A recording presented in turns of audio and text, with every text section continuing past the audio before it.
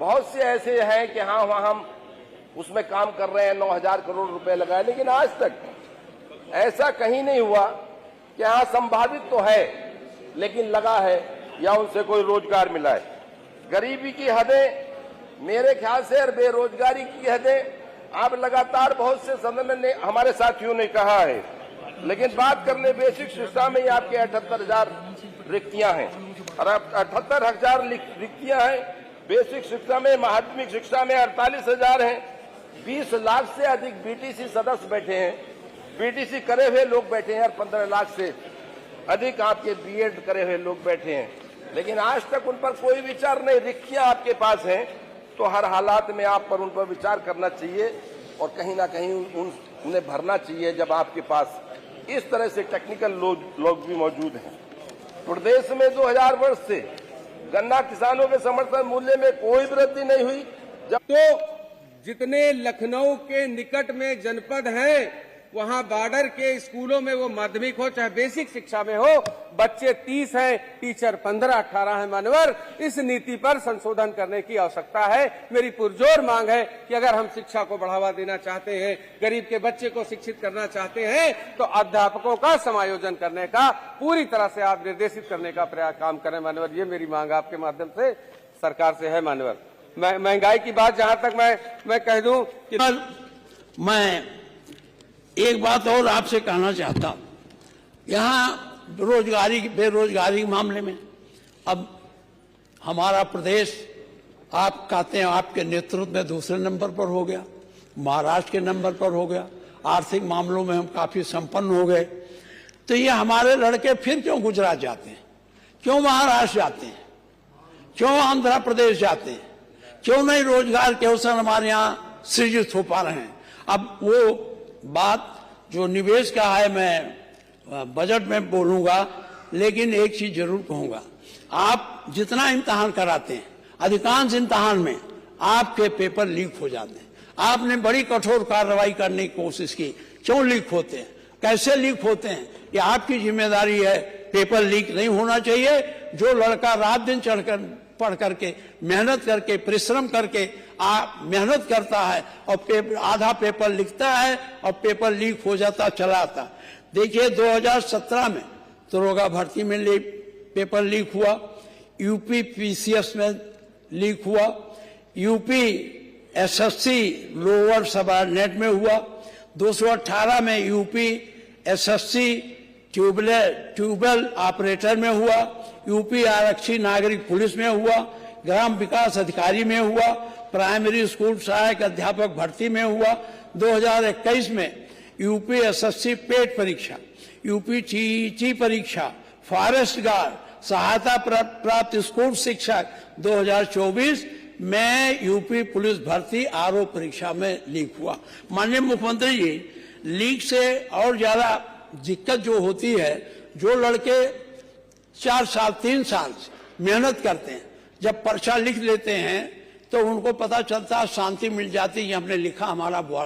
लेकिन जब घर आते हैं तब तक पता चला पर्चा लीक होगा, इम्तिहान फिर होगा। उनकी पीड़ा को समझिए, कितनी पीड़ा उनको होती है। हम लोग जानते हैं, हम लोग पढ़ते थे, हम लोग टाइम में आप भी पढ़े होंगे तो पेपर लीक नहीं होता था। ये पेपर लीक की व्यथा कहाँ से आ गई, कैसे आ गई, कैसे लीक हो गया? जब आप पेपर बक्से में रखते हैं, वो में थाने में रखते हैं, डबल लॉक लगता है, फिर लीक कैसे हो जाता? ये लीक करने वालों पर तो मैंने पढ़ा है कुछ कार्रवाई आपने करने की शुरू की है, लेकिन ये क्यों हो रहा है, इसको रोकने की जरूरत है। मैं आपको ज्यादा इस पे नहीं फंसाऊंगा। अब आपका मैं अयोध्या पर मैं बोलना चाहता हूं। अयोध्या बात और कहूंगा, शिक्षा व्यवस्था सरकार जितना ठीक कर पाती है। अब आप देखिए, तमाम आपके इसमें अध्यापक हैं, बताते हैं 27,000 टीचर, 27,000 विद्यालय कम करेंगे। ये सही है, बहुत विद्यालय में लड़के कम हैं, अध्यापक ज्यादा हैं। अच्छा, हुआ क्या, पश्चिम में ज्यादा ये नॉर्मल स्कूल या ट्रेनिंग वाले स्कूल खुले थे, वही सब पढ़े। हम लोगों के जिलों में तो था ही नहीं एक स्कूल, इसलिए जब हमारे यहाँ जगह निकली तो सब कहा, मुजफ्फरनगर, गाजियाबाद और आपको मेरठ, बुलंदशहर सब लोग लड़के लड़कियां आके भर गए। अब वो तो चले गए, लेकिन अभी भी हमारे यहाँ जब मंत्री जी से सवाल होता है तो कहते हैं हमारे पास टीचर पर्याप्त मात्रा में। किसको जोड़ते हैं टीचर? आंगनबाड़ी कार्यकर्त्री, वो जो लड़कों को सतुआ तुआ बांटती हैं उसको भी टीचर मान लेते हैं।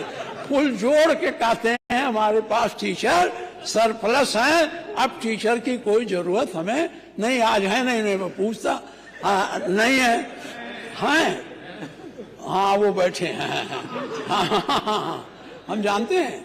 तो ये जो शिक्षा मित्र हैं ये बड़ी संख्या में आपकी सेवा करते हैं। ये पहले 6,000 कुछ पाते थे, आपने बढ़ा के या गवर्नमेंट ने बढ़ा के 10,000 कर दिया। ये कोई, मैं कानूनी बेदाव पेश से जानता हूँ, ये कोई नियमित नहीं है, लेकिन ये जब एक बार चुन के मास्टर बन गए थे तो अच्छी तनख्वाह पाने लगे थे। घर की स्थिति बदल गई थी, बढ़िया शादी हो गई थी। अब कितनी शादियां टूट रही हैं क्योंकि जब ये हट गए शिक्षा मित्र पर तो बड़ी दुर्गति में है। मेरा आपसे एक चीज और ये कहना है कि इन शिक्षा मित्रों को आपके जो जगह है इनको ट्रेनिंग दे करके समायोजित करिए। ये बहुत बड़ी संख्या में है और स्कूलों में पढ़ा रहे हैं। और मंत्री जी, मैं फिर आपसे निवेदन करूंगा, और आपके ग्रैंडफादर हम लोग साथ रहे हैं, मैं उनका बहुत सम्मान करता था।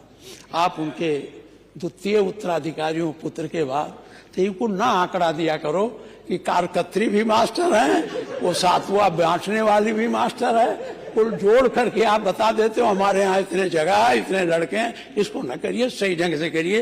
एक बात मैं अब माननीय मंत्री जी से आकर के अपनी बात समाप्त करूंगा, फिर हम बजट सेशन में जो बचा रहेगा उसको पूरा करेंगे। माननीय मुख्यमंत्री जी, हम लोगों का जिला आप महोदय, शिक्षा के लिए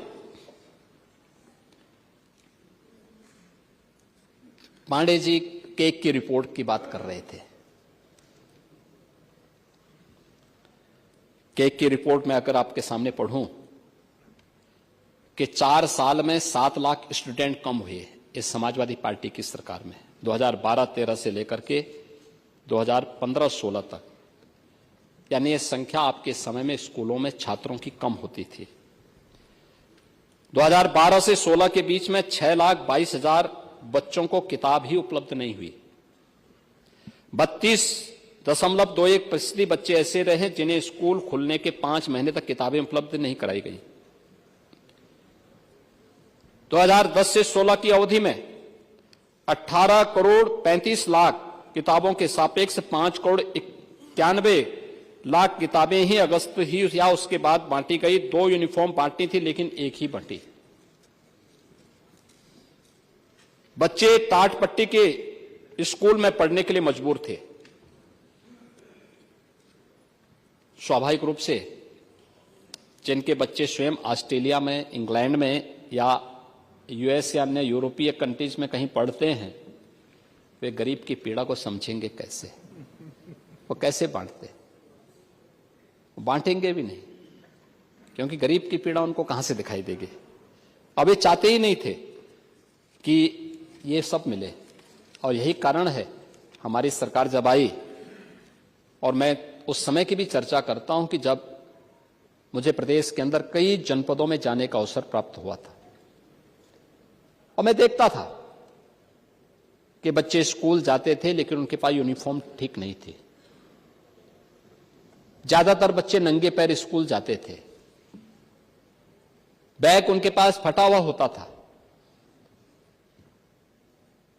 जाड़ों में शीतलहरी के बावजूद हाफ शर्ट में स्कूल जा रहे थे, और तब सरकार ने तय किया था कि प्रदेश के अंदर 2 स्कीम हमने लागू की थी। एक, ऑपरेशन कायाकल्प में बेसिक शिक्षा परिषद के स्कूलों के पूरी तरह कायाकल्प, अच्छी फ्लोरिंग हो, बालक बालिकाओं के लिए टॉयलेट हो, पेयजल की सुविधा हो, स्मार्ट क्लास हो, लाइब्रेरी हो, फर्नीचर हो।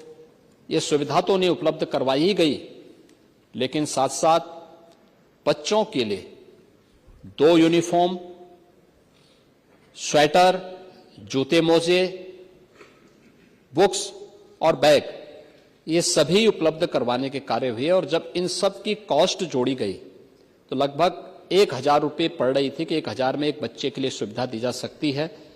हमने बढ़ा करके उसको 200 रुपये और किए, 1200 रुपये, 1,91,00,000 बच्चों को ये सुविधा प्रदेश के अंदर उपलब्ध करवाई जा रही है।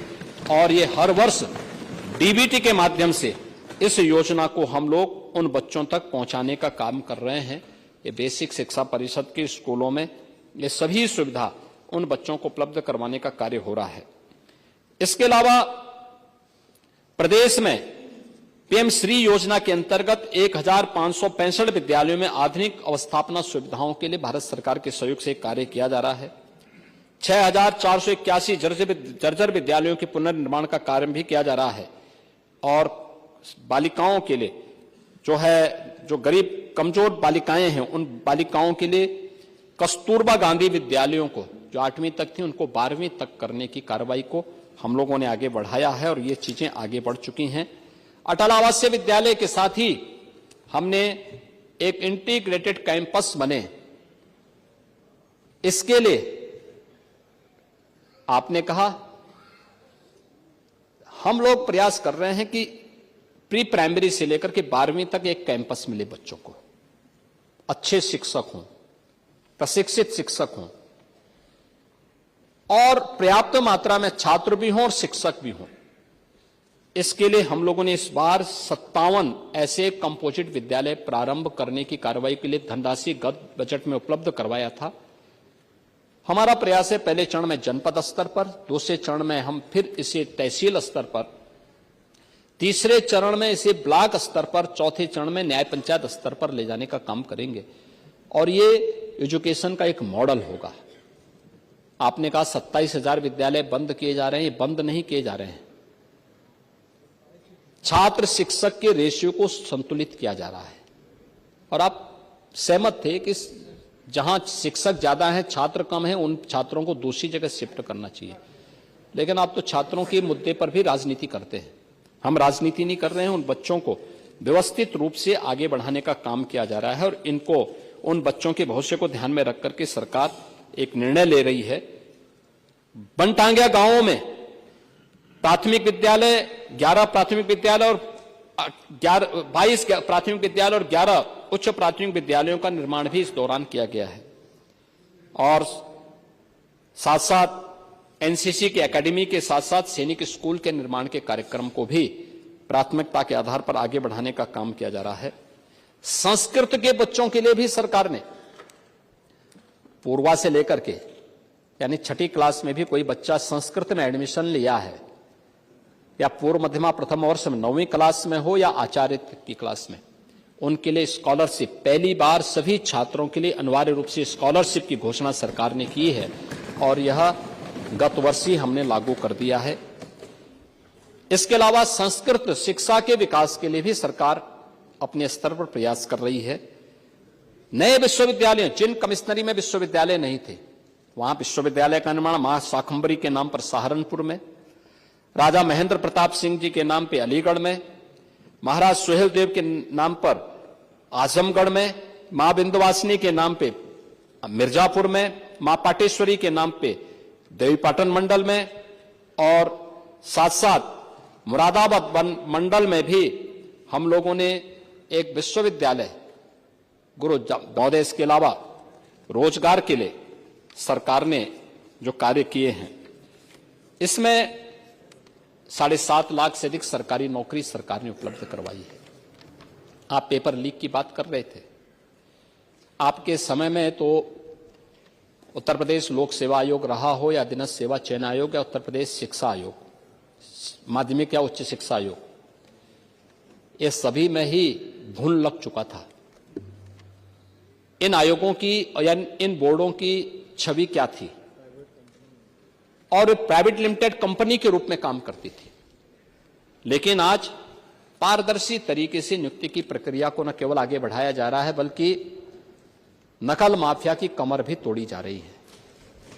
और नकल माफिया की कमर तोड़ते हुए युवाओं के जीवन के साथ खिलवाड़ करने वालों की संपत्ति कुर्क करने, जब्त करने और उन्हें आजीवन कारावास की सजा उपलब्ध करवाने के लिए सरकार पूरी प्रतिबद्धता के साथ कार्य कर रही है।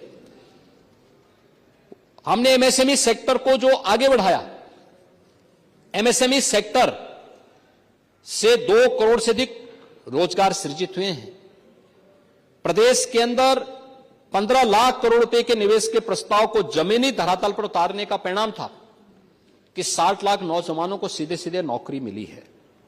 और इसके अलावा हमने अब नए बजट में हम जो घोषणा करने जा रहे हैं,